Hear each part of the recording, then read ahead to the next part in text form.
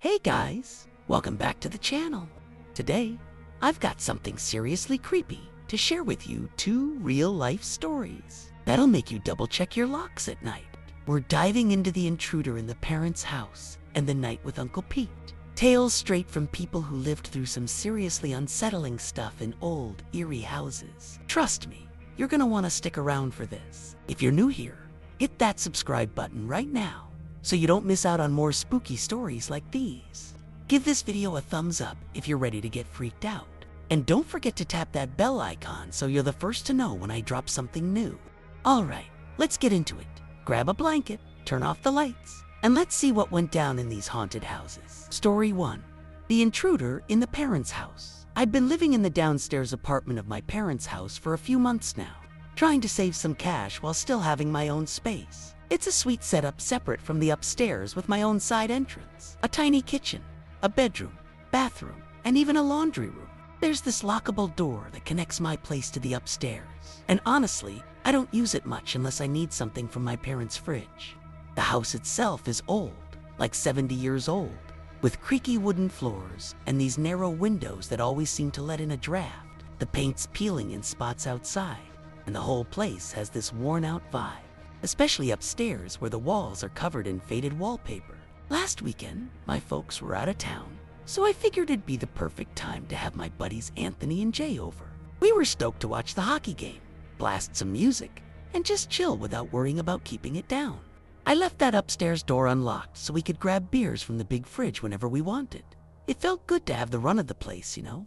Like it was all mine for once. Things got going pretty fast. That night music cranked up, us yelling at the TV every time our team screwed up, and a few empty bottles piling up on the counter.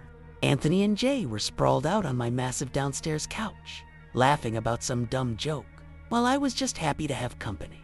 We weren't trashed or anything, just buzzed enough to feel loose. The house was alive with noise, probably louder than it'd been in years, and I didn't think twice about how it might have carried outside. Around 1 a.m., we called it quits and Thony and Jay crashed on the couch, too lazy to head home, and I locked my bedroom door behind me like I always do. I don't know why I lock it, just a habit I guess, but that night it felt extra important for some reason. I crawled into bed, the faint hum of the TV still going in the living room, and passed out quick. Then, maybe a couple hours later, I jolted awake to this sound footsteps creaking upstairs, right above my room. I figured it was Jay or Anthony stumbling around for water or something, so I just rolled over, heart thumping a little, and tried to ignore it. I must have drifted back to sleep pretty quick because I don't remember much after those footsteps faded out. But then, out of nowhere, I heard this soft rattle, like someone was messing with my bedroom doorknob. It wasn't loud, just this faint jiggle, but it snapped me awake, and my stomach dropped. I lay there, frozen, staring at the door in the dark, waiting for it to stop. I told myself it was probably Anthony being an idiot, maybe trying to prank me or grab something from my room. My heart was racing, but I didn't get up high, just pulled the blanket tighter and listened. It stopped after a few seconds. No knock, no nothing, just silence again. I thought about yelling out to them, but I was too tired. And honestly, I didn't want to look like a wuss over something so small. The house was quiet after that, and I eventually passed out again, figuring I'd chew them out in the morning. It's weird how you can talk yourself out of being scared when you're half asleep. You know, like your brain just wants to shut it all off. When I woke up, the sun was barely peeking through my blinds, and I could hear Jay snoring like a chainsaw on the couch. I stumbled out to the living room, rubbing my eyes, and saw Anthony was already gone. He'd texted me something about work and bailed early. Jay was still sprawled out, looking like death, so I asked him if he'd been messing with my door last night. He just groaned, barely awake, and swore he hadn't moved all night. I didn't push it. Maybe I'd dreamed the whole thing, or maybe the house was just creaking like it always does. We hung out for a bit, made some coffee, and laughed about the game, but I kept glancing at that upstairs door.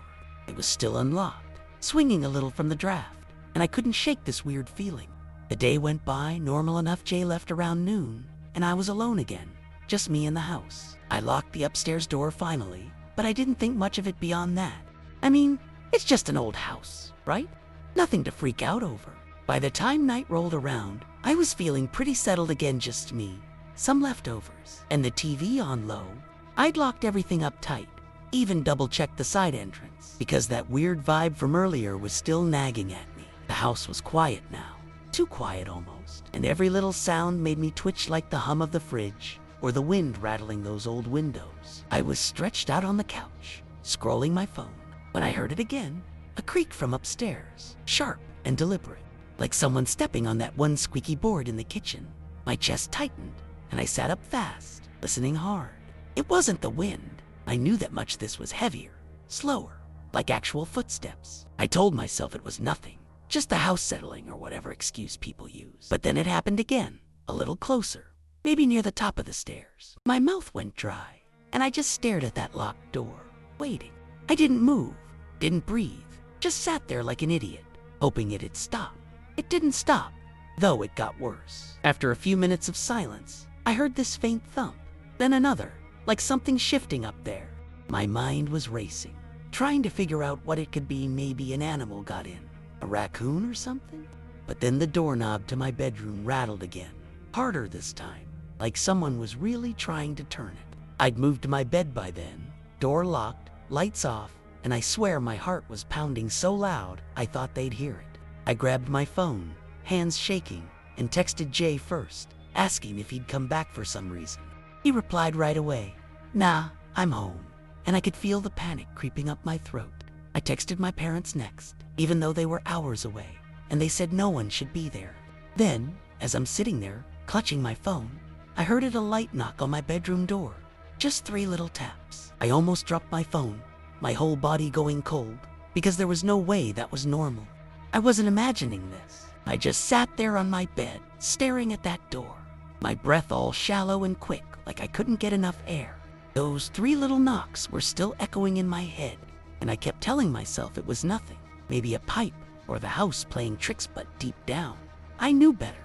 The doorknob didn't move again, but I could hear something else now, this faint shuffling sound, like someone dragging their feet across the floor upstairs. It was coming from right above me where my parents' bedroom is, and every step made the ceiling creak in this slow, awful rhythm.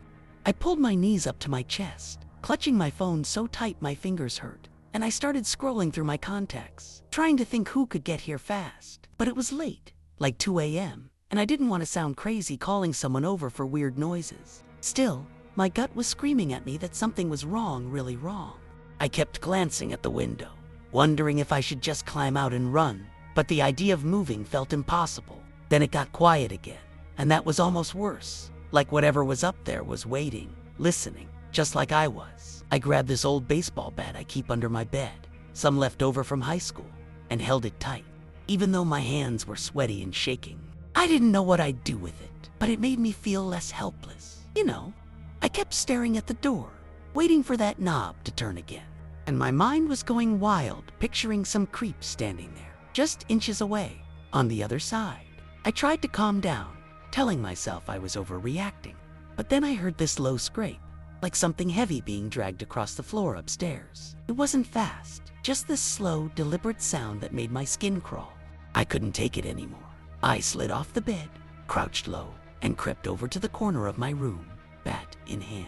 My heart was hammering so hard I felt sick, and I kept thinking, this isn't happening. This can't be real. But it was, and I was alone with it. I stayed crouched in that corner for what felt like forever, just listening to the house, my ears straining for every little sound.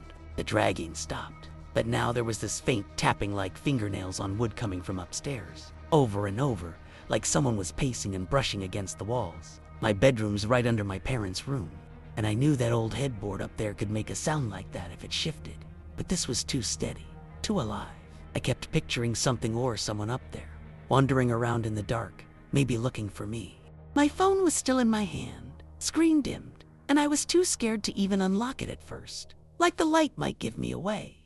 I could feel sweat trickling down my back, even though the room was freezing, and every breath I took sounded way too loud. I kept glancing at the window, but it's one of those narrow ones, high up, and I'd have to stand on my bed to reach it. The idea of making noise to get out freaked me out even more. Then it hit, I needed to call someone, anyone, because this wasn't just my imagination anymore. My fingers were trembling so bad I could barely type, but I managed to dial 911 and pressed the phone to my ear, ducking lower in the corner. I whispered to the operator, voice shaking, telling her I thought someone was in the house, that I was alone and locked in my room. She asked me all these questions: where I was, if I'd seen anyone, but I could hardly focus because right then I heard it again. Footsteps, slow and heavy, coming down the stairs toward that locked door. Each step made the whole house groan, and I could feel the vibration through the floor. I told the operator, "They're coming closer," and she said to stay quiet, that cops were on the way. I gripped that bat tighter, my knuckles white, and just prayed they'd get here fast. My eyes were glued to the door, and I swear I saw the knob twitch just a little, like someone was testing it again. I wanted to scream, but I couldn't make a sound. I don't know how long I sat there, hunched in that corner, waiting for the cops. But it felt like hours, like time just stopped while I listened to those footsteps. They didn't speed up or slow down, just kept this steady thudding pace. And then they stopped right outside that upstairs door, maybe 10 feet from where I was. I could hear breathing, not loud, but this raspy, uneven sound, like someone was standing there, waiting for me to do something. My whole body was shaking now, and I kept thinking, this is it, they're gonna break in. Because that lock wasn't anything fancy, just a cheap little bolt that wouldn't hold up too much. I pressed myself harder against the wall, the bat slippery in my hands, and whispered to the operator, "They're right there, I can hear them." She told me to stay calm. That help was close, but calm wasn't even an option. I was losing it. The house felt alive, like it was holding its breath with me, and every creak or shift made me flinch. Then, out of nowhere, there was this loud bang, like something heavy dropped upstairs, and I jumped so hard I almost dropped the phone. The breathing stopped, and for a second, I thought maybe they'd left. But then I heard it, this low, guttural hum, almost like a growl, coming through the floor above me. It wasn't human, or at least it didn't sound like it. And that's when I started crying, quiet, messy tears, because I didn't know what I was dealing with anymore. I kept picturing some filthy, hunched over figure up there, lurking in my parents' room, maybe watching me through the cracks in the floorboards. The operator kept talking, saying, "They're almost there, hang on." But I could barely hear her over the pounding in my ears. I glanced at the window again, and that's when I saw a quick shadow flick across the glass outside, tall and jagged, like someone had passed by. My stomach lurched, and I thought, they're out there too. I didn't know what was worse, something inside with me, or something circling the house. I was a mess by then, tears streaking down my face, my hands so sweaty the bat almost slipped out of my grip. That shadow outside the window was gone as quick as it came, but it left me paranoid, darting my eyes between the door and the glass, like I was trapped in some nightmare I couldn't wake up from. The house was dead silent again, no footsteps, no humming, just this thick, heavy quiet that made me feel like I was being watched. I whispered to the operator I saw something outside, and she asked if I could describe it, but I couldn't. Too fast, too dark, just a shape that didn't feel right. My bedroom felt smaller, like the walls were closing in, and that old house smelled dusty wood, and mildew hit me harder, like it was part of whatever was happening. I kept thinking about that upstairs door, how flimsy it was, and how I'd left it unlocked the night before like an idiot. Was this my fault? Had something or someone slipped in while we were blasting music? Then I heard a soft tap on my bedroom window, right behind me, and I swear my heart stopped. I whipped around, bat raised, but there was nothing there, just the empty night staring back through the glass. The tap came again, sharper this time, like a nail flicking the pane, and I stumbled back, tripping over my own feet and crashing into the wall. The operator's voice cut through. "What's happening? Talk to me." And I stammered out, "There at the window, something's tapping." My voice all high and panicked. I couldn't see anything out there, no shadow, no face, just the faint glow of the streetlight cutting through the dark. But that tapping kept going, slow and steady, like it was taunting me. And I started thinking maybe this wasn't a person. Maybe it was something else, something tied to this creepy old house that I'd never noticed before. I slid down the wall, bat across my lap, and just watched that window, waiting for whatever was out there to show itself for break-in. I was shaking so bad my teeth were chattering, and that tapping on the window wouldn't stop. It was like a clock ticking down to something awful. I kept my eyes locked on the glass, half expecting a face to pop up or the whole thing to shatter. But it was just that sound, over and over, driving me nuts. The operator was still on the line, telling me the cops were pulling up any second, and I mumbled, Hurry, please, hurry, because I didn't know how much longer I could take it. The bat felt useless in my hands, like, what was I gonna do? Swing at a ghost? My mind was spinning with all these crazy thoughts.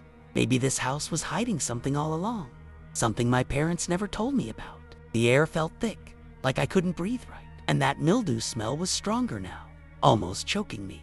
I kept thinking about the footsteps, the growl, the shadow. Was it all the same thing? Or was I losing it? Then, finally, I heard its tires crunching on the gravel outside, and a flash of red and blue lights cut through the blinds. The tapping stopped, just like that, and I let out this shaky breath, almost sobbing with relief. I crawled over to the window, keeping low, and peeked out. 2 cop cars were parked by the side entrance, and an officer was already heading toward the house. The operator said, there, stay where you are." And I nodded, even though she couldn't see me. A second later, there was a firm tap on my window, not the creepy one from before, but a real knock, and I saw a flashlight beam swing across the glass. It was a cop, motioning for me to stay put, and he mouthed something I couldn't catch. I whispered into the phone, "They're here," and watched him take my side door. I'd told them where it was stashed under a rock. My heart was still pounding, but I felt a tiny bit safer knowing they were coming in. I just hoped whatever was upstairs didn't bolt or worse come for me first. I stayed glued to the floor, clutching the phone in that stupid bat. While the cops moved around outside, I could hear their boots on the gravel and the crackle of their radios. The house was quiet again, too quiet, and it made me antsy, like whatever was in here knew they were coming and was hiding.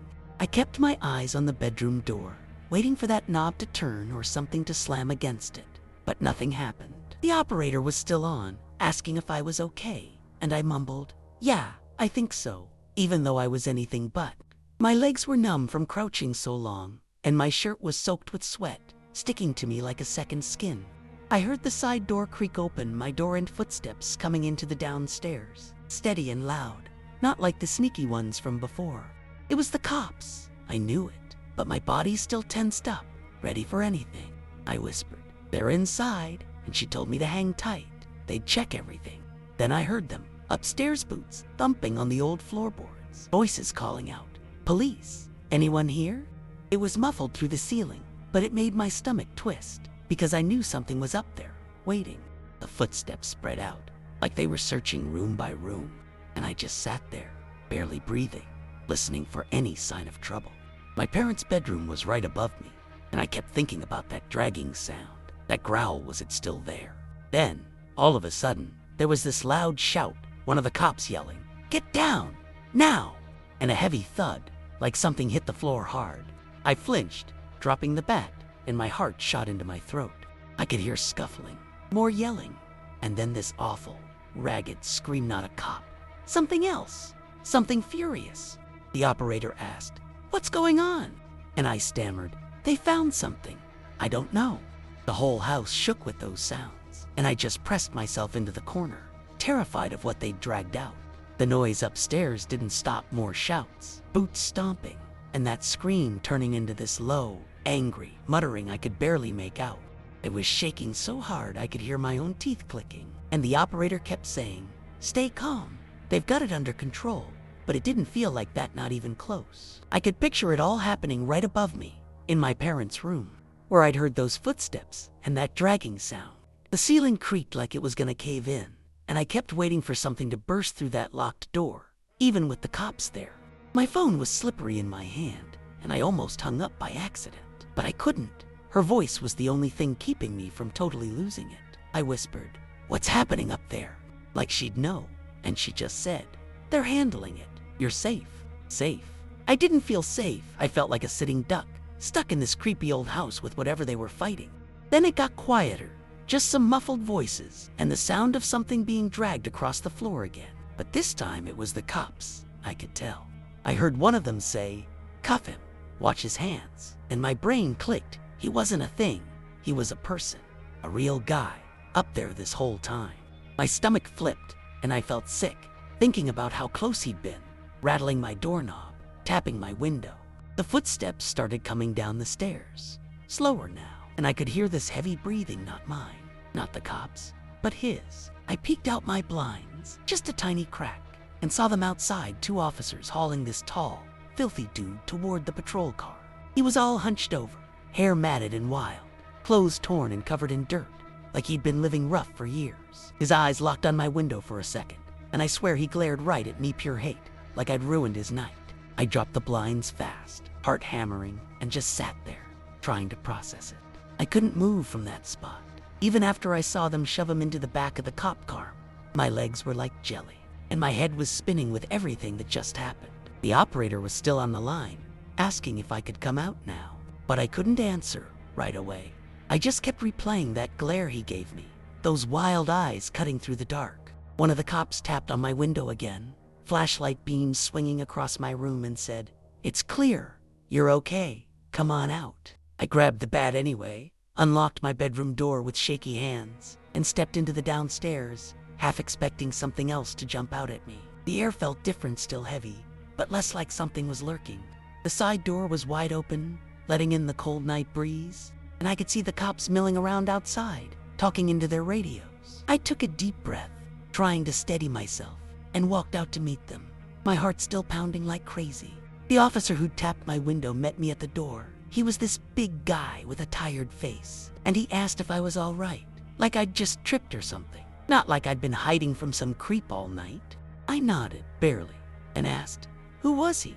The cop sighed, rubbing his neck, and said they found him under my parents' bed tall, dirty, probably homeless, hiding there with a kitchen knife he'd grabbed from upstairs. My stomach dropped again, thinking about that knife, how close he'd been to me, maybe the whole damn weekend.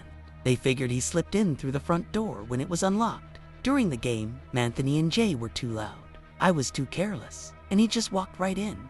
The cop said he didn't say much, just growled and fought when they pulled him out, but he was in custody now. I kept nodding, numb, staring at the house like it had betrayed me somehow, that old, creaky pile of wood that let him in. The cops hung around for a bit after that, checking the house one more time while I stood outside, arms crossed tight, trying to keep it together. The night air was cold, biting at my bare feet, but I didn't care. Couldn't go back inside yet, not with the image of that guy under my parents' bed burned into my brain. They told me he'd probably been up there since the night before, hiding out while we were yelling at the hockey game, waiting for us to crash. The thought made me sick, me sleeping. Anthony and Jay passed out, and him just lurking, listening to us through the floor. One of the officers handed me back my side door key, saying they'd locked everything up, and told me to call if anything else felt off. I mumbled a thanks, still dazed, and watched them drive off with that guy in the back, his shape slumped against the window. The red and blue lights faded down the street, and then it was just me in the house again, silent and dark. I didn't go back inside right away. Couldn't. I stood there on the gravel, staring at the peeling paint and those narrow windows, feeling like the house was staring back. My phone buzzed, my parents texting. Freaked out after I'd called them mid-panic, asking if I was okay. I told them the short version, said the cops got him, but my hands were still trembling as I typed. They were driving back first thing in the morning, promised to check every inch of the place, but that didn't help me right then. I kept hearing those footsteps in my head, that tapping on the window, and I wondered how long he'd been creeping around before I even noticed. The upstairs felt tainted now, like his presence had sunk into the walls, and I wasn't sure I'd ever sleep easy there again.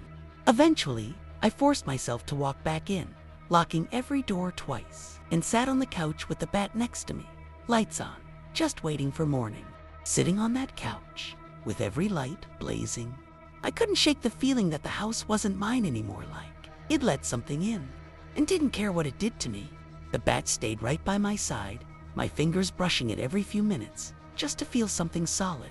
I kept glancing at that upstairs door, now locked tight, but it didn't feel like enough. The cheap bolt looked flimsier than ever, and I could still hear that faint rattle in my mind, like he was still trying to get in. My phone kept buzzing with texts from Jay and Anthony. They'd heard from my parents and were freaking out, asking a million questions I didn't have answers for. I just told them I was fine, even though I wasn't, because I didn't want to talk about it yet. The TV was on, some random late night show, but I wasn't watching. I was listening, waiting for any creak or thump to start it all over again. The house felt too big, too empty, and I hated how every shadow in the corner made me jump. Morning couldn't come fast enough, and when the sun finally started creeping through the blinds, I felt this tiny bit of relief, like maybe the worst was over. My parents got back around 8 a.m., rushing in all worried, hugging me tight and asking if I'd slept at all. I hadn't. Not really. Just dozed off for a few minutes before jolting awake, thinking I'd heard something. They checked upstairs, under the bed, in the closets, everywhere, and found nothing. No knife. No sign of him except some dirt smudged on the floorboards. Mom said he must have been desperate. Probably didn't mean harm. But I couldn't buy that not after that glare he gave me. Like I'd personally wronged him. Dad was pissed about the unlocked door. Said we'd all been stupid. And I didn't argue I felt dumb enough already. They decided not to press charges. Just glad nothing was taken. But I wasn't relieved. I kept wondering if he'd come back. If he knew the house now. And that thought stuck with me. Heavy and cold. After my parents settled down, they tried to make everything normal again. Mom made coffee. Dad started fixing that upstairs lock with a heavier bolt. Like that at a race, what happened? I just sat there, sipping from a mug I didn't really want, staring at the stairs like they'd grown teeth overnight. The house didn't feel safe anymore. It wasn't just old and creaky now. It was something else, something that had let a stranger hide inside it. I kept replaying the night in my head. The footsteps, the doorknob, that tapping on the window. How had I slept through him being there the first night? My parents kept saying it was over. He was gone, but I couldn't shake this itch, this feeling that he'd left something behind. Not stuff like a knife or clothes, but something heavier, like his anger or his shadow stuck in the air. I didn't say that out loud. They'd think I was nuts, but it was there, gnawing at me. I tried to nap later, locking my bedroom door and shoving a chair under the knob. But every time I closed my eyes, I saw him tall and filthy, glaring at me from under that bed. The cops said he was probably homeless, just looking for a warm spot. But that didn't explain the knife, or why he'd come downstairs to mess with my door. I kept wondering if he'd been watching us the whole time. We were laughing and drinking, waiting for his chance. The house felt different. Now those narrow windows seemed darker, the creaks louder, like it was mocking me for thinking I was alone. I didn't want to stay there, but I couldn't afford to leave. So I just sat on my bed, bat in reach, listening to every sound. My parents went about their day upstairs, oblivious. But I couldn't unhear those footsteps, couldn't unfeel that panic. It was like the house had turned on me, and I didn't trust it anymore. The rest of that day dragged on, and I couldn't settle down. Every noise made me twitch, like the house was still playing games with me. My parents kept checking on me, asking if I wanted to talk, but I just shrugged them off. I didn't know how to explain this knot in my chest, this feeling that something was still off. I went upstairs with them once, just to grab some stuff, and froze when I passed their bedroom door. It was open, bed made like nothing happened, but I could still picture him under there, curled up with that knife, waiting. The floorboards creaked under my feet, same as always, but now it felt personal, like the house was reminding me he'd been there. I grabbed what I needed and bolted back downstairs, locking that door again. Even with my parents home, they didn't get it. Kept saying I was shaken up, but it was more than that. Ty felt watched, even in broad daylight. By nightfall, I was a wreck, exhausted but too wired to sleep, jumping at every gust of wind, rattling the windows. I stayed downstairs, lights on, TV blaring, trying to drown out the quiet, but it didn't work. I kept thinking about how he'd gotten in so easy, how the house just let him waltz through that front door while we were clueless. My parents went to bed, their footsteps fading upstairs, and I was alone again. Just me in this place that didn't feel like home anymore. I sat on the couch, bat across my lap, staring at that locked door, half expecting the knob to jiggle again. It didn't, but the silence was worse, like the house was holding its breath, waiting for me to let my guard down. I kept wondering if he'd been here before, if he'd known the layout, and that thought made my skin crawl. I didn't sleep that night, just sat there, eyes burning, waiting for something that never came. The next morning, I was running on fumes. My eyes felt like sandpaper, and my whole body ached from sitting tense all night. My parents tried to act normal again, making breakfast, talking about random stuff, but I could barely focus. I kept staring at the upstairs door, now with its shiny new bolt, and it didn't make me feel any better, like a band-aid on a broken leg. I told them I was fine, just tired, but I couldn't stop thinking about how close it had been, how that guy could have done anything if I hadn't locked my room. They didn't find any traces of him after that first sweep. No fingerprints, no nothing, just that dirt smear under the bed. It was like he'd vanished, but I could still feel him in the house, like his stink had soaked into the walls. I didn't want to be there, but I didn't have anywhere else to go. So I just stayed, stuck with this uneasy truce between me and the place. Then, weirdly, it all just stopped. No more footsteps, no tapping, no creepy vibes, just the house being its old creaky self again, like nothing ever happened. I kept waiting for something else, some sign he'd come back, or that the house would turn on me again, but it didn't. My parents went back to their routine, and I tried to locking doors like a maniac and sleeping with the bat by my bed, but the days passed quiet. It was almost worse, in a way how it started out of nowhere and ended just as fast, leaving me with no answers. I still don't know why he picked this place, how long he was really here, or what he wanted with that knife. The house sits there now, same as always, peeling paint and all, but I can't look at it the same. It's like it knows something I don't, and I'm just waiting for it to show me again. A couple weeks passed, and I thought maybe I could start relaxing, convince myself it was all over and the house was just a house again. But that night, alone downstairs, with the bat still by my side, I heard it one sharp creak from upstairs, right above my room. Like something stepped on that loose board in my parents' bedroom. My stomach dropped, and I sat up fast, ears straining, telling myself it was nothing, just the old place groaning like always.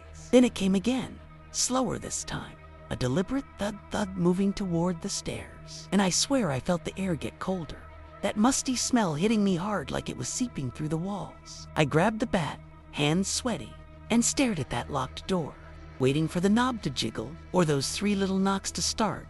Again, my heart was racing so bad I could hear it in my ears. It stopped right at the top of the stairs, dead silent, and I just sat there, frozen, expecting something to come crashing through. But nothing did, just that thick, heavy, quiet pressing down on me, like the house was daring me to move. Then, just like that, it was gone. No more creaks, no thumps, nothing. Like whatever it was blinked out of existence. I stayed up all night, lights on, bat in my lap, jumping at every little sound. But the house went back to being its creaky, drafty self, like it was mocking me for freaking out. When morning hit, I checked upstairs, nothing under the bed. No dirt, no sign of anything. Just the same faded wallpaper and that damn squeaky floorboard staring back at me.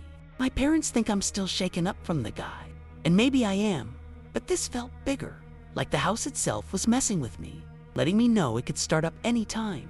I still lock everything tight, still sleep with the bat close, but I can't explain if those noises came out of nowhere and stopped just as fast. And I'm left wondering if it was him, or if this old place has something else hiding in its bones that I'll never figure out. Story 2. The night with Uncle Pete. I still get chills thinking about that night back in 2008. I was 15, home alone with my black lab Abby, while my parents were off at some casino a couple hours away. It was late, probably around 11 p.m., and I was just messing around on the computer in my room, chatting with friends on MSN and watching random YouTube videos. The house was quiet, just the hum of the old desktop and Abby snoring by my feet. We lived in this creaky old place, 2 stories with a basement, out in a small town where nothing ever happened. The living room had these big windows facing the driveway, and the curtains were half open because I'd forgotten to close them earlier. I wasn't worried about anything. Nobody ever came around that late. Abby was my security. She'd bark at a squirrel a mile away. But then, out of nowhere, she jolted up, ears perked, and started barking like crazy at those windows. I figured maybe my parents were back early, or a neighbor's cat was sneaking around. I peeked out, heart kinda thumping, but all I saw was our beat-up sedan sitting there alone in the dark driveway. That's when it got weird. Abby wouldn't stop barking, and it wasn't her usual "hey, there's a raccoon, yip." It was this deep, panicked growl I'd never heard before. I tried calming her down, petting her head, but she kept lunging at the glass, her fur all bristled up.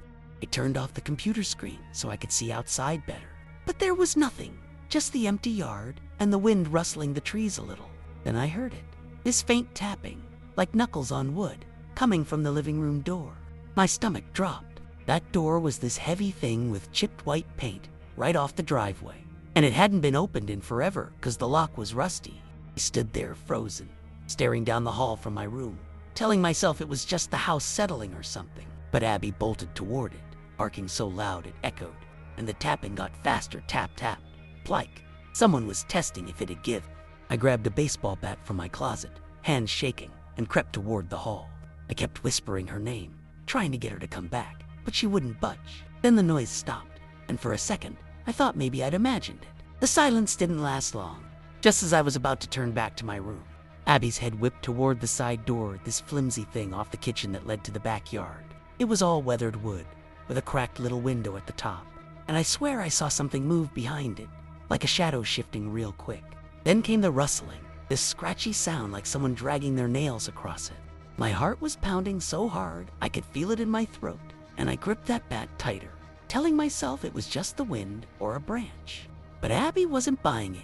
She charged over there, snarling, and the rustling turned into these soft knocks, slow at first, then picking up speed. I couldn't move. My feet felt glued to the floor. The house was old, sure, but it never made noises like that on its own. I kept thinking about how isolated we were. Nearest neighbor was half a mile down the road. All I could do was stare at that door, watching the knob twitch just a tiny bit, like someone was feeling it out. Abby's growls got lower, meaner, and I whispered, "Please, just stop." Not even sure who I was talking to. Then it got worse, way worse. The noises jumped to the basement entrance, this hidden door under the stairs that you'd miss if you didn't know it was there.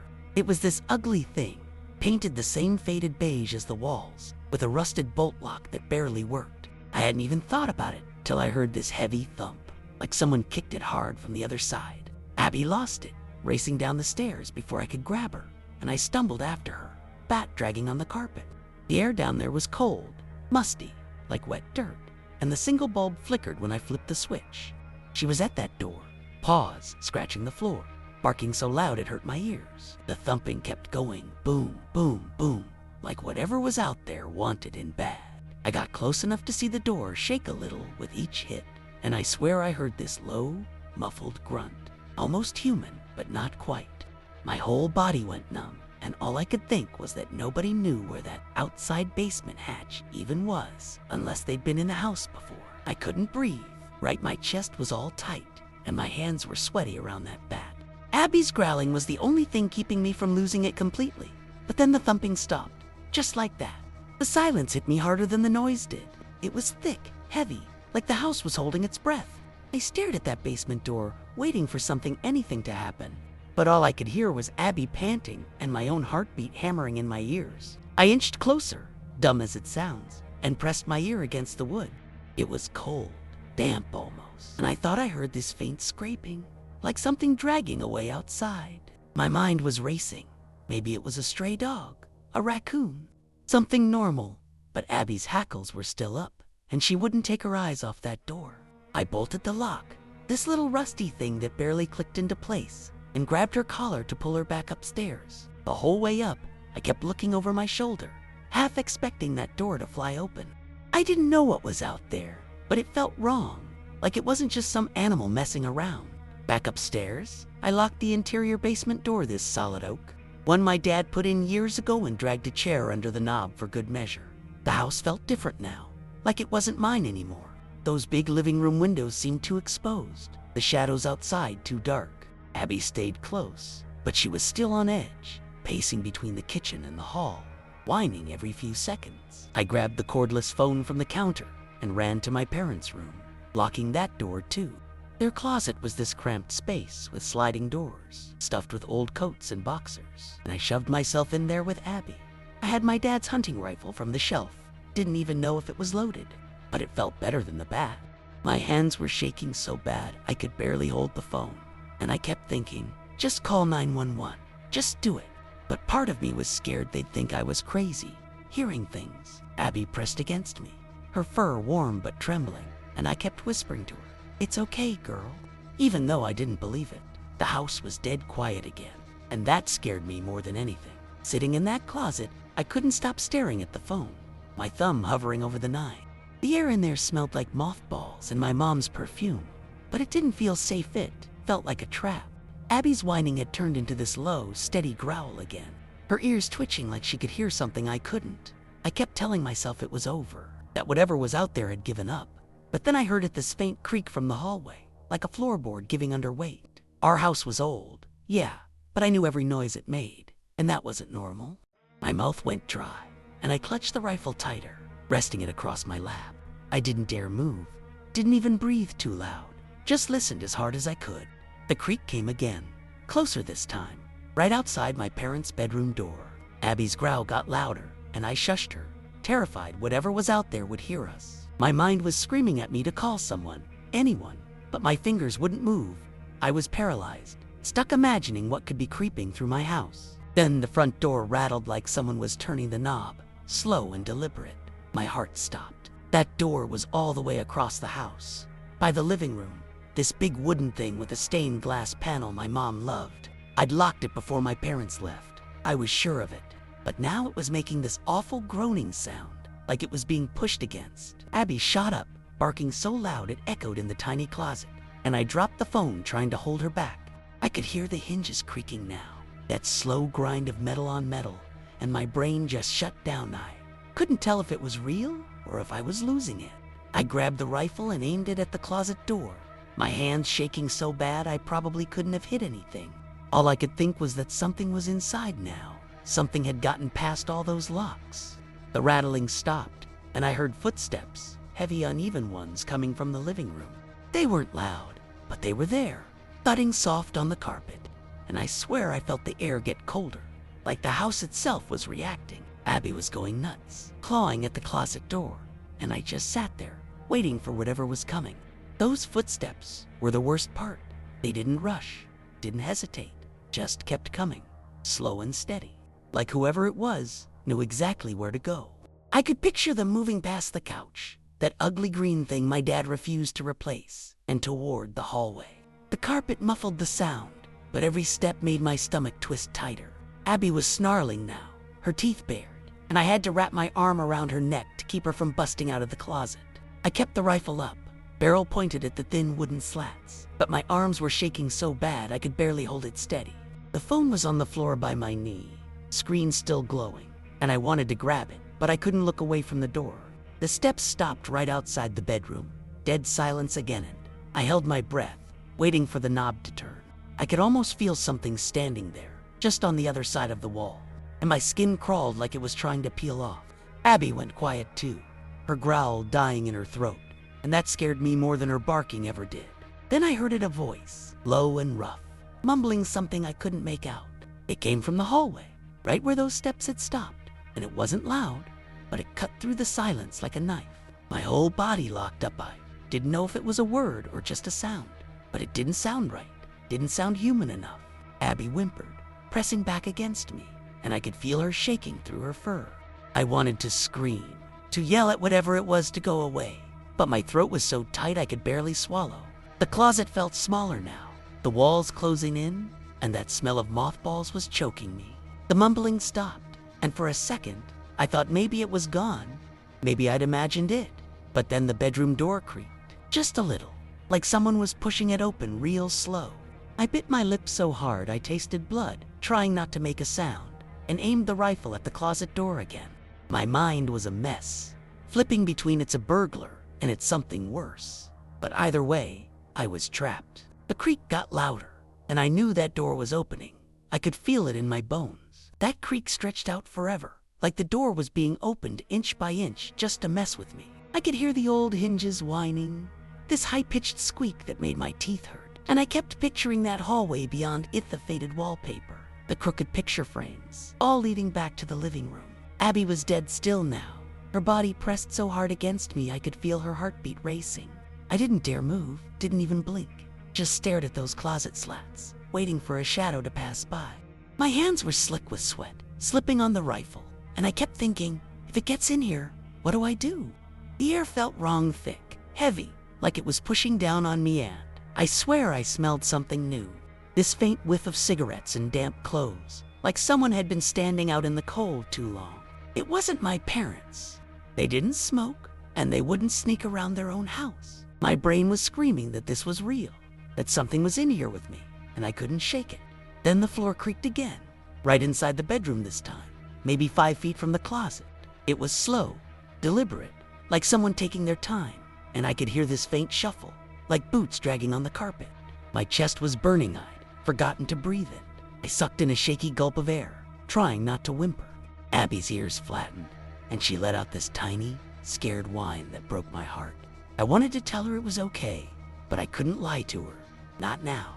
The shuffle stopped, and I heard something else, a soft thump, like a hand resting on the wall, right by the closet door. My eyes were locked on the slats, and I swear I saw a flicker of movement, this dark shape passing by, too fast to make out. My stomach flipped, and I gripped the rifle so hard my knuckles hurt, ready to shoot if those doors slid open. The cigarette smell got stronger, sharp and sour, and I could almost feel someone breathing out there, waiting. It was like the house itself was alive, feeding off my panic, and I was stuck in its grip. That shape didn't come back, but the quiet was worse. It felt like a trick, like whatever was out there was just waiting for me to let my guard down. My arms were screaming from holding the rifle up, and my legs were cramping in that tiny closet, but I didn't dare shift an inch. Abby was trembling against me, her fur damp with sweat, and I could feel my own shirt sticking to my back. The cigarette smell hung in the air, mixing with that musty closet stench, and it made me want to gag. I kept staring at the slats, expecting fingers to slide through or the doors to rattle, but nothing moved. Then I heard it again, that low mumble, closer now, right outside the closet. It wasn't words I could understand, just this guttural drone that made my skin prickle. My mind flashed to every horror story I'd ever heard, but this wasn't some ghost. This felt real, alive, and way too close. I pressed my lips together, fighting the urge to cry, and prayed Abby wouldn't bark again. Then the front door slammed open hard, like it had been kicked in hand. I nearly dropped the rifle from the shock. Heavy footsteps stomped through the living room, fast and loud, nothing like the slow creeping from before. Abby jolted up, barking her head off, and I heard my dad's voice yelling, "Who's in here?" My mom was shouting my name, her voice all high and panicked, and I could hear them running through the house. Relief hit me like a wave, but my body wouldn't move. I was still frozen, stuck in that moment of terror. The closet doors flew open, and there was my dad, his hunting rifle in his hands, eyes wild. I must have looked like a mess, tears streaking my face, clutching his gun with Abby practically on top of me. He grabbed my arm, pulling me out, and my mom hugged me so tight I could barely breathe. They kept asking what happened, but I couldn't get the words out, just pointed at the hallway, shaking. The cigarette smell was gone, and the house felt normal again, but I couldn't shake the feeling that something had been right there with me. My dad didn't waste a second. He stormed through the house with that rifle, checking every room, every corner, while my mom stayed with me in the living room. I was curled up on the couch, Abby pressed against my legs, still shaking like a leaf. My mom kept rubbing my back, asking over and over if I was okay, but I just nodded, staring at those big windows where it all started. The curtains were still half open, and the driveway looked so normal now, just our car and my parents' truck parked side by side. Dad came back after a few minutes, face all red and sweaty, and said he didn't find anything. No broken locks, no footprints, nothing. The basement hatch was still bolted from the outside, rusty as ever, and he couldn't figure out how anyone could have messed with it. I tried telling them about the knocks, the footsteps, that creepy mumble, but my voice kept cracking, and I sounded nuts, even to myself. They believed I'd been scared, though Dad said Abby wouldn't freak out like that for no reason. Still, it didn't explain what I'd felt in that house all night. I couldn't sleep after that, not even with my parents home and every light blazing. I kept replaying it, the tapping on the doors, that shadow by the closet, the way the air turned cold and sour. Abby wouldn't leave my side, and every time she twitched or looked at the hallway, my stomach dropped all over again. My parents tried to brush it off, saying maybe it was a prowler who took off when they pulled up, but I knew it was more than that. The house didn't feel right anymore, like it had turned on me, let something in that didn't belong. I kept the rifle by my bed that night, finger near the trigger, jumping at every creak. Morning came slow, and I was wrecked, eyes all puffy, head pounding, but I thought maybe it was over. Just some random scare I'd laugh about later. Then Uncle Pete showed up around noon, and everything clicked in the worst way. He rolled up in his beat-up van, grinning like nothing was wrong, and handed me this envelope, a thank you card, and a gift card for coaching his kid, Kate, in softball. I didn't even want to touch it. Something about him was off. Always had been. Uncle Pete was my dad's brother, but they were nothing alike. Dad was loud and straight up, while Pete was this slimy guy who always made you feel watched. He had this wiry frame, greasy hair, and eyes that never blinked enough, like he was sizing you up. That day, he stood in our kitchen, leaning on the counter with this smirk, asking how my night was. My skin crawled, just hearing his voice low and scratchy, kind of like that mumble I'd heard in the dark. I didn't say much, just stared at the envelope in my hands, the card all bent and smudged like he'd carried it around too long. Abby growled at him from the corner, her ears back, and that was rare. She liked everyone but him. Mom was bustling around, making coffee, trying to act normal, but I could tell she was uneasy too. Pete lit a cigarette right there, blowing smoke toward the ceiling. And that smell hit me like a punch, the same sour stench from the closet. My hands started shaking again, and I dropped the card on the table, backing up a step. He didn't notice or pretended not to and kept talking about Kate's softball games like it was any other day.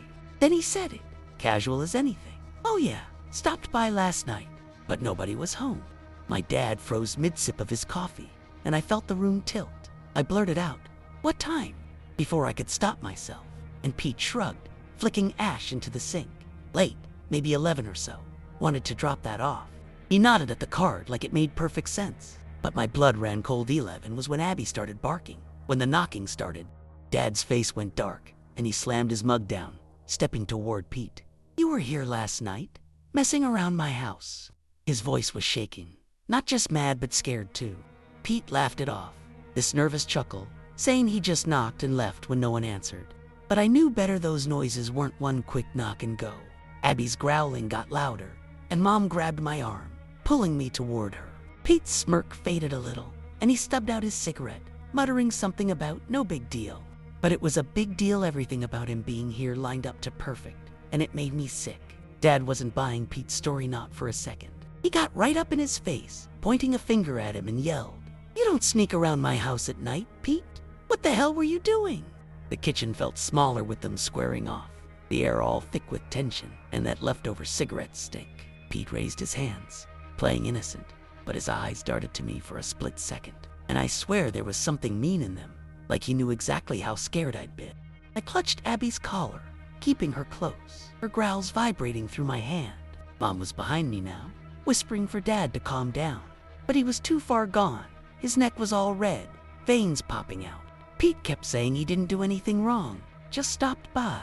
But it didn't add up. Nobody knocks on 3 different doors and mumbles in the dark for no reason. I wanted to scream at him, tell him I'd heard him, felt him lurking, but my throat was locked up tight. All I could do was stare at his muddy boots, wondering if they'd left those soft thuds on the carpet. Dad grabbed Pete by the shirt and shoved him toward the door, shouting, "You stay away from my family. You hear me? Next time I catch you creeping around, you're done." Pete stumbled back, that smirk gone now, replaced with this pinched, angry look. He didn't fight back, just straightened his jacket and muttered something about us overreacting. But as he turned to leave, he looked at me again longer. This time, and my stomach twisted so hard I thought I'd puke. Abby lunged, barking like she'd tear him apart if I let go, and Pete flinched, hurrying out to his van. Dad slammed the door behind him, locking it hard, and stood there breathing heavy, hands on his hips. Mom hugged me again, saying it was okay now, but it didn't feel okay. Pete's shadow still hung over the house like a stain. I kept thinking about that mumble, that cigarette smell, how close he'd gotten to the closet. What was he doing out there all that time? Why didn't he just call? The more I thought about it, the more it gnawed at me. He wasn't just dropping off a card, not even close. After Pete peeled out in his van, the house went quiet again. But it wasn't the good kind of quiet. It was heavy, like we were all waiting for something else to happen. Dad slumped into a kitchen chair, rubbing his face with his hands, and muttered about how he should have cut Pete off years ago. Mom kept fussing over me, asking if I needed water or a blanket, but I just sat there on the couch, petting Abby to keep my hands from shaking. Her fur was still bristled up, and she wouldn't stop staring at the front door, like she could still smell him out there. I couldn't get his face out of my head, that smirk. Those shifty eyes, and how he'd acted like it was nothing, like prowling around our house at night was normal.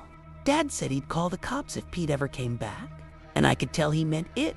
His voice had that edge I only heard when he was dead serious. But even with him and Mom there, I didn't feel safe. The house felt marked somehow, like Pete had left something behind we couldn't see.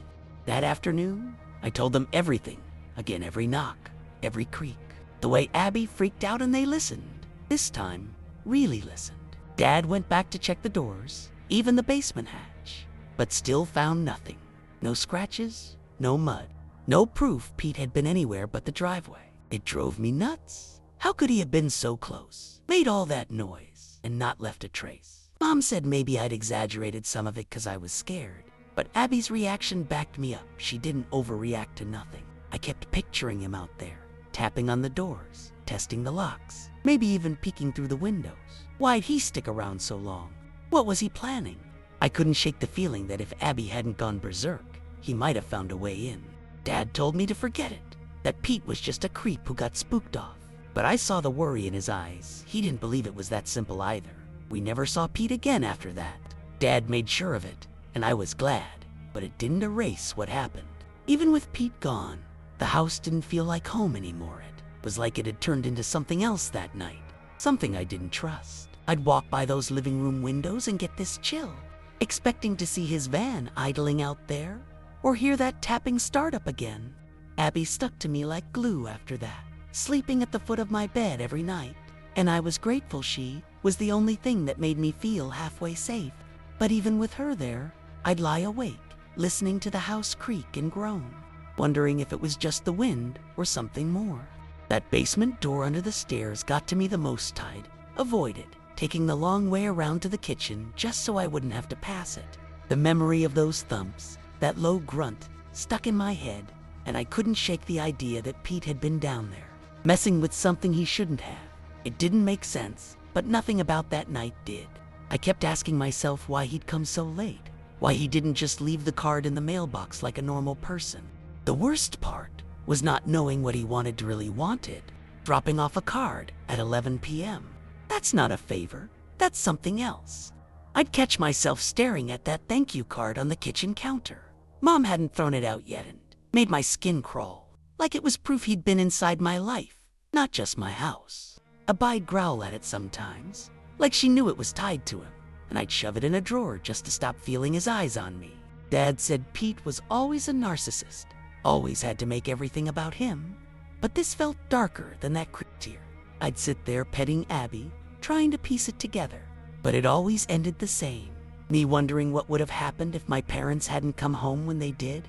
Would he have kept going? Would he have gotten in? It's been years, and I still don't have answers, just this pit in my stomach when I think about that night. The house stayed quiet after that, like it had used up all its weirdness in one go, but I'll never forget how it turned on me. I couldn't look at the house the same way after that, like it wasn't just walls and windows anymore. It was something that could hide stuff, something that let Pete get too close. I'd catch myself checking the locks way more than I used to, sliding that chair under the basement doorknob even when my parents were home. Abide, watch me do it, her big brown eyes following every move. And I think she got it. She didn't trust a place either.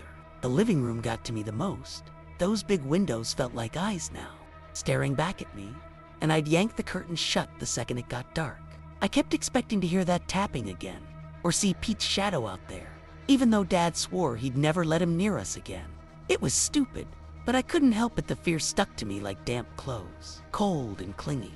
That night changed how I saw everything, made me realize how fast something safe can turn wrong. I hated that Pete took that from me, left me jumping at shadows in my own house. And Abby, she was my rock through it all, but even she wasn't the same after. She'd perk up at noises that never bothered her before, like the wind rattling the side door or a car rolling by too slow. I'd pet her, tell her it was nothing, but I'd feel my own pulse kick up, wondering if she was right to worry. The house stayed quiet, yeah, but it was like it was waiting, holding its breath for the next thing. I'd sit there with her, replaying that night in my head, trying to figure out what Pete was after. Was it just him being a creep? Or was there something worse going on? I'll never know, and that's what kills me. He just showed up, turned my world upside down, and then vanished like it was nothing. It stopped as sudden as it started. No explanation, no closure. All I've got left is this jittery feeling and a dog who still growls at the dark, and I guess that's how it'll stay. Sometimes I'd stand in the hallway, just staring at that bedroom door, trying to make sense of it, like, how could one night mess me up this bad? The carpet still had those faint scuff marks from Abby's claws, little reminders that it wasn't just in my head. I'd run my fingers over them, feeling the rough threads, and get this sick twist in my gut, thinking about how close it had been. The closet was the worst. I couldn't even grab a coat from there without my heart racing, picturing myself back inside, rifle shaking in my hands. That cigarette smell was long gone, but I'd still catch myself sniffing the air. Paranoid had come back. Abide sit by me while I stood there, her head tilted like she was waiting for me to snap out of it. but I couldn't. The house felt like it was watching me now, judging me for being so scared, and I hated it too.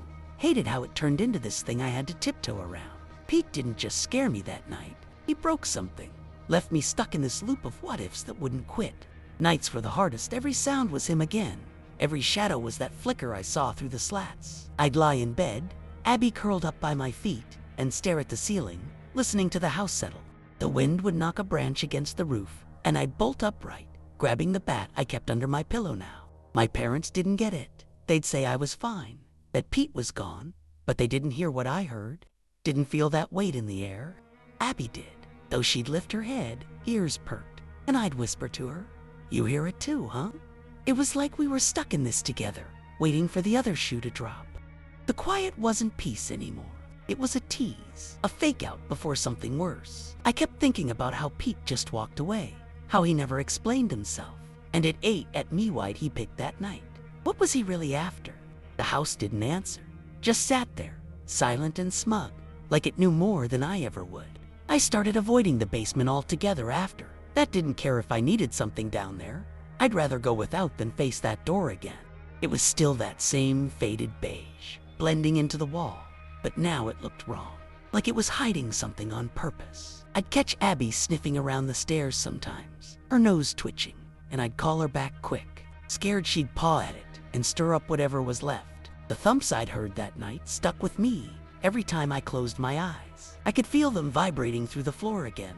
My parents thought I was being dramatic, but they didn't see how Abby reacted, how she'd growl at nothing down there. I'd stand at the top of the stairs, staring into that dark little landing, and feel this pull like the house wanted me to check, dared me to, but I never did. I couldn't shake the idea that Pete had been out there, grunting and kicking, and maybe left a piece of that creepiness behind. It was irrational, yeah, but it felt real too real. Daytime wasn't much better. The house had this edge now, like it was smirking at me every time I walked through it. The living room windows caught the sunlight funny, throwing shadows that stretched too long across the floor, and I'd jump, thinking it was him again. Abide follow me room to room, her nails clicking on the hardwood, and I'd talk to her just to fill the silence anything to keep my mind off that night. But it always came back, those knocks, that mumble, the way the air went cold. I'd sit on the couch, petting her, and wonder how Pete could just drop into my life like that, scare the hell out of me, and then bounce with no consequences. It didn't feel Farai was the one stuck with the fallout, double-checking locks, sleeping with a bat. The house didn't care though. It just sat there, quiet as ever, like it had swallowed the whole mess and moved on. I couldn't, and I still can't. It's like that. Nights burned into me, and I'll never know why he did it. I tried telling my friends about it once, just to get it off my chest, but it sounded crazy out loud. My creepy uncle sneaking around, the house turning into this horror show for a night. They laughed it off, said I was lucky Abby was there, but they didn't get it. They didn't feel how wrong it was. I'd sit in my room after, staring at the computer screen, and feel this itch to check the windows again, like Pete could show up any second. Abide nudged my hand with her nose, whining a little, and I'd tell her we were fine, but I didn't believe it. The house was too still now, too normal, and that made it worse, like it was pretending nothing happened. I'd run my fingers through her fur, trying to calm down, but my mind kept spinning back to that closet, that shadow, the way he looked at me the next day. It wasn't just fear anymore. It was this gnawing thing I couldn't shake, like I'd dodged something awful and didn't even know how bad it could have been. I hated how he left me with that. The weirdest part, it never happened again, not a single knock, not a creak out of place, nothing. After Pete drove off and Dad cut him out, the house went back to being just a house, like it flipped a switch and called it quits. I'd walk through it, waiting for that chill or that smell to hit me, but it was gonna like the whole night was a fluke that burned out fast. Abby settled down eventually too, stopped growling at shadows, but I could tell she remembered she'd still eye the basement door funny sometimes. I'd sit there with her, petting her ears, and try to figure it out. Why'd it start? Why'd it stop? Pete never came back, never called, just vanished from our lives, and I was glad, but it left this hole. I couldn't explain it then. Can't now. It was like the house let him in for one night, let him scare me to death, then locked him out for good. I'll never know what he really wanted, and that's what keeps me up still. The house, all of it. Years later, I still think about that night, how It came out of nowhere and left just as fast, like a storm that tears through and then clears up without a trace. I moved out eventually, left that house behind, but I can still see it clear as day. The chipped paint on the doors, those big windows, that damn basement hatch. Abby's gone now. Too old age got her a while back, and I miss her more than anything, 'cause she was the only one who really knew what went down. I dream about it sometimes, hear those knocks in my sleep, and wake up grabbing for a bat that wasn't there anymore. The house is still standing. Last I checked, some new family lives there now, probably clueless about what happened. I wonder if it's quiet for them, or if it's waiting to pull that trick again. Pete's out there somewhere, I guess, but I don't care to find out he took enough from me that night. It's the not knowing that sticks. The why he came, what he'd have done. It just stopped. No reason, no warning, and I'm left with this story I can't explain. So yeah, that's my night with Uncle Peter. Whatever the hell that was. I don't expect anyone to get it. Not fully you had to be there, trapped in that house, feeling it turn on you. Abby saved me. My parents showed up just in time, and Pete slunk off like the creep he is. But it doesn't tie up neat.